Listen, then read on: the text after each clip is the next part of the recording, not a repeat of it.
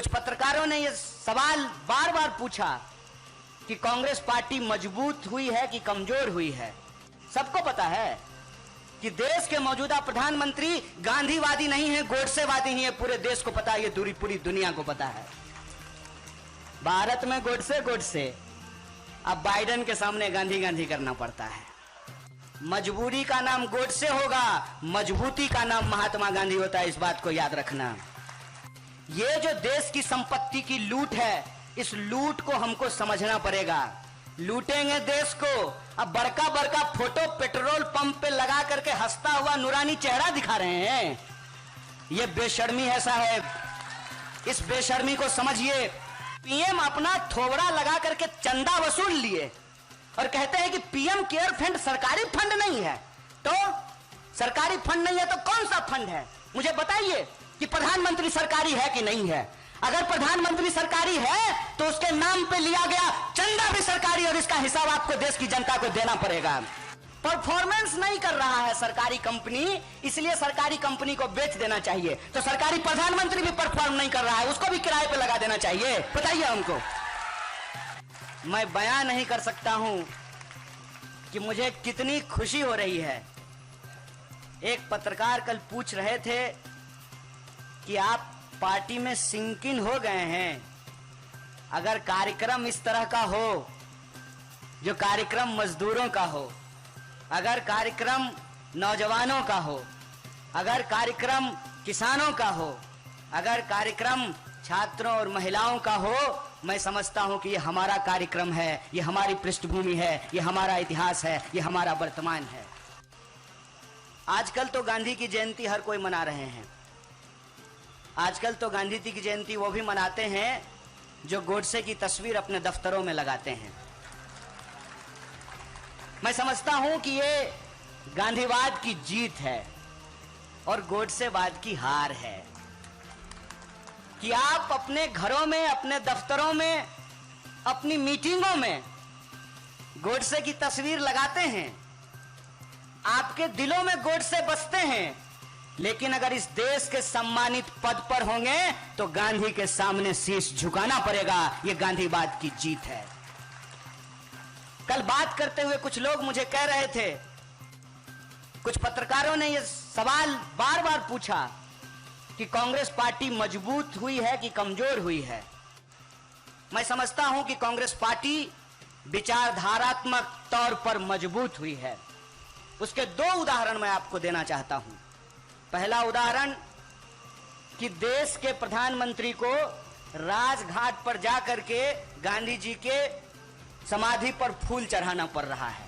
सबको पता है कि देश के मौजूदा प्रधानमंत्री गांधीवादी नहीं है, गोडसेवादी नहीं है। पूरे देश को पता है, ये पूरी दुनिया को पता है। भारत में गोडसे, अब बाइडेन के सामने गांधी करना पड़ता है। तो बोलिए, कांग्रेस पार्टी विचारधारात्मक तौर पे मजबूत हुई है कि कमजोर हुई है? आप लोग बोलिए। मजबूत हुई है ना। अगर हम भारत को मजबूत बनाना चाहते हैं तो मजदूर मजबूरी का नाम नहीं है। इसीलिए मैं कहता हूं, जब भी कोई ये मुहावरा आपके सामने कहे मजबूरी का नाम महात्मा गांधी, तो उसको तुरंत कहिए, रे भाई, मजबूरी का नाम गोडसे होगा, मजबूती का नाम महात्मा गांधी होता है। इस बात को याद रखना। और कुछ लोग आजकल गांधी जी को सिर्फ और सिर्फ स्वच्छता में समेट करके रख देना चाहते हैं। गांधी जी सिर्फ अपना संडास साफ नहीं करते थे, अपने मन को भी साफ करते थे, अपने विचारों को भी साफ करते थे। एक प्रकरण मैं आपको याद दिलाता हूं। कुंभ मेले में देश के पंत प्रधान मजदूरों का पैर धो रहे थे। देखे थे कि नहीं वो वीडियो? बस हो गया, कैमरा, लाइट, एक्शन, कट, बात खत्म। प्रधानमंत्री जी ने एक किताब लिखी है, पता नहीं लिखी है कि लिखवाई है। उस किताब में लिखा हुआ है कि कचरा उठाने से आध्यात्मिक सुख मिलता है। मोदी जी, बगल में ही घर है, आइए कल हम लोग गटर में उतरेंगे, आध्यात्मिक सुख लेंगे थोड़ा सा। आप ये क्या कहना चाहते हैं? आप ये कहना चाहते हैं कि मजदूरों को सम्मान से अपना जिंदगी जीने का अधिकार नहीं है। इसीलिए आप उसको जबरदस्ती ग्लोरीफाई कर रहे हैं। मजदूर इस देश के बुनियाद हैं, किसान इस देश के बुनियाद हैं, लेकिन खाली नारा लगाने से काम नहीं होगा। आज पंडित लाल बहादुर शास्त्री की जयंती है। लाल बहादुर शास्त्री जी ने एक नारा दिया था, जय जवान जय किसान। 9 महीने से किसान दिल्ली की सीमाओं पे बैठे हुए हैं। एक तरफ देश के किसान लड़ रहे हैं और देश के बेईमान फोटो खिंचवा रहे हैं अमेरिका में जाकर के। ये जो परिस्थिति है, इस परिस्थिति में हम लोगों को यह समझना पड़ेगा कि अगर हमारा दायित्व किसानों के प्रति है, अगर हमारा दायित्व मजदूरों के प्रति है, अगर हमारा दायित्व जवानों के प्रति है, तो हमको महात्मा गांधी के विचारों पर चलने की जरूरत है।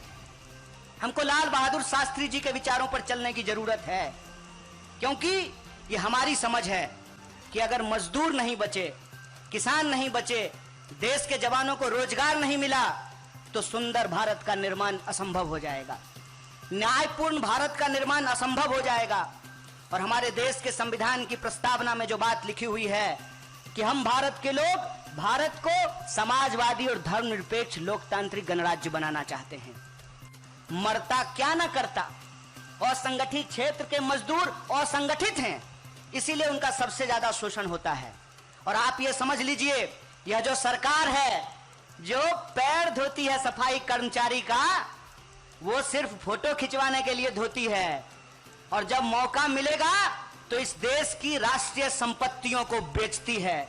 और आप जानते हैं कि जब राष्ट्रीय संपत्तियां बिकेगी, जब रेलवे बिकेगी, जब एयर इंडिया बिकेगा, तो उसमें असंगठित क्षेत्र से मजदूर काम करने के लिए आएंगे।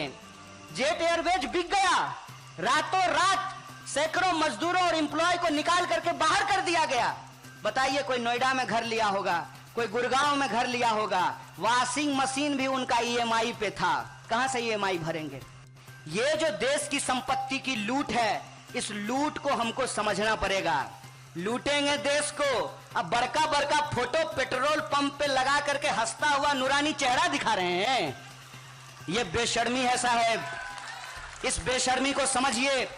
और इसीलिए मैं कह रहा हूं, पूरी जिम्मेदारी के साथ कह रहा हूं कि आप तमाम लोग जो हैं, उनको अपने हक और अधिकार के लिए, और जो कानून सरकार ने बनाए हैं, अक्सर लोग हमसे पूछता है कि क्या किया कांग्रेस पार्टी ने 70 साल में। 70 साल में कांग्रेस पार्टी ने लेबर को लेकर के कानून बनाए, मिनिमम वेज के कानून को पास किया गया, 8 घंटे के कानून को लागू किया गया, और यह कहा गया कि संगठित क्षेत्र को हम बचाएंगे। इस देश के जो बेरोजगार हैं, जो ग्रामीण बेरोजगारी है, उसको दूर करने के लिए हम मनरेगा लेकर के आएंगे। और इस देश के जो नागरिक हैं, उनको यह पूछने का अधिकार है कि पीएम अपना थोबड़ा लगा करके चंदा वसूल लिए और कहते हैं कि पीएम केयर फंड सरकारी फंड नहीं है। तो सरकारी फंड नहीं है तो कौन सा फंड है? मुझे बताइए कि प्रधानमंत्री सरकारी है कि नहीं है। अगर प्रधानमंत्री सरकारी है तो उसके नाम पे लिया गया चंदा भी सरकारी, और इसका हिसाब आपको देश की जनता को देना पड़ेगा।